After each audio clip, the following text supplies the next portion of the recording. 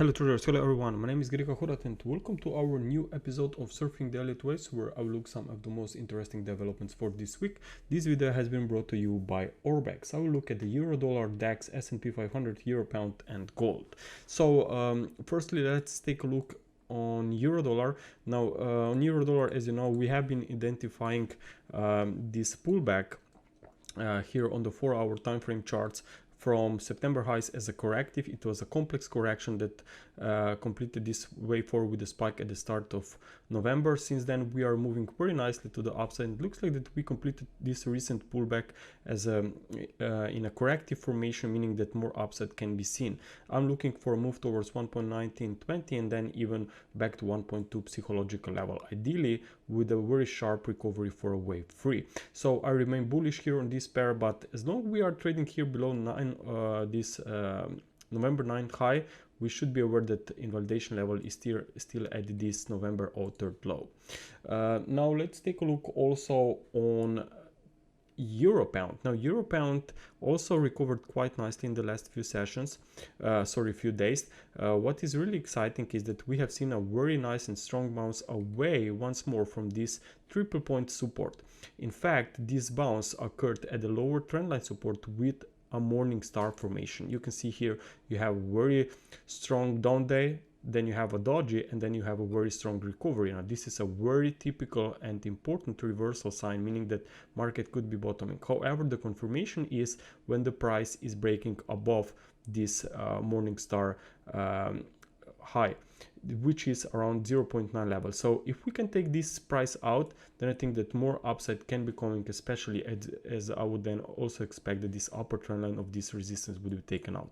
Now looking at the hourly time frame, I can see 5 waves up followed by a 3 wave setback. We retrace for 38.2%. Of course, the 61.8% is ideal retracement level, but since we already reversed back to the former wave 4, I think that sooner or later a recovery could begin. And if we can take this wave B swing high out, then I think that more upside will be coming very soon. Now let's take a look also on gold. Now on gold, we haven't seen much of the interesting price action lately, but looks like that this correction still can be in the cards back towards 1800 level. It's actually the price that measures the end of the current pullback from the highs when compared to this one that we have seen back in March. So from an Elliott wave perspective, I still think that this is a corrective price action. Why? Because looking at this daily chart, we are making a complex correction. Looks like that this could be a triangle still, but not in wave 4, probably in a wave B of wave 4. And what that means? Well, it means that we could see another drop here out from this triangle. It's an A, B, C, D, E pattern, and we know that after wave E, we should be aware of more weakness. In fact, this drop last week was a very sharp one. So I think that this represents that bears are much stronger and that bulls are much slower. Why? Because you can see that the recovery is very slow here. It looks like an overlapping price action. So just be aware of another drop below this double bottom here, and then potential bounce in upcoming weeks. Now let's take a look also on DAX and the S&P 500. Now, looking at German DAX here, we are definitely still in uptrend here, and looks like that this broken trend line it's just another confirmation that this was an ABC setback that completed this pullback at the support levels at the 38.2%, and we are now recovering away from that lows. So I will be looking for much more upside, but in the meantime, I could see a correction back towards this trend line that could actually be a very nice resistance. In fact, this looks like a very strong impulse, so maybe it's time for a potential deeper pullback here in 3 waves. Ideally, this will be a wave 2, but could be only a wave B. But in either case, I think that after this correction, market could resume back to the upside.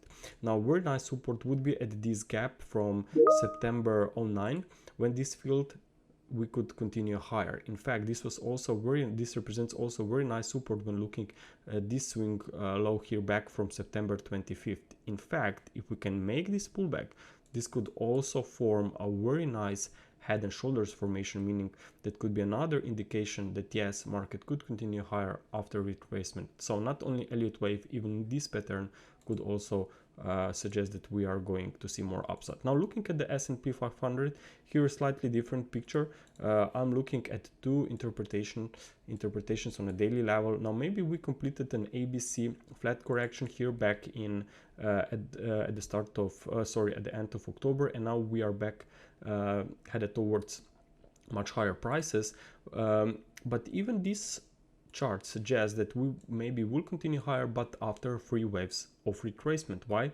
Because this drop from 36.74 was a very sharp one, and it took us below this impulsive channel, meaning that we are in a new correction here, and correction can take us back to the area of a former wave 4. And so far this is only one leg down, meaning it's a wave A, you have a wave B, so maybe you will get only wave C here for a drop towards 34.60. But I think there is room for more weakness for sure, because in fact bounce from November 10th is not impulsive, it's rather in 3 waves.